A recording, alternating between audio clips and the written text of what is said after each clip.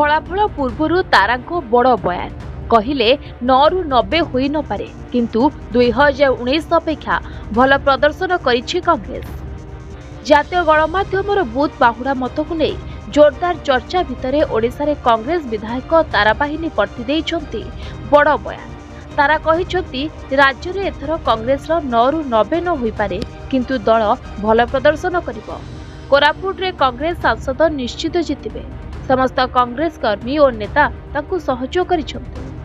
ସେହିଭଳି ବୁଥ୍ ବାହୁଡ଼ା ମତକୁ ନେଇ ତାରା କହିଛନ୍ତି ଉଭୟ ବିଜେଡି ଓ ବିଜେପି ନିଜ ନିଜ କଥା କହୁଛନ୍ତି କିନ୍ତୁ ଚଳିତ ନିର୍ବାଚନରେ କଂଗ୍ରେସ କମଜୋର ହୋଇନି ବରଂ ଭଲ ପ୍ରଦର୍ଶନ କରିଛି।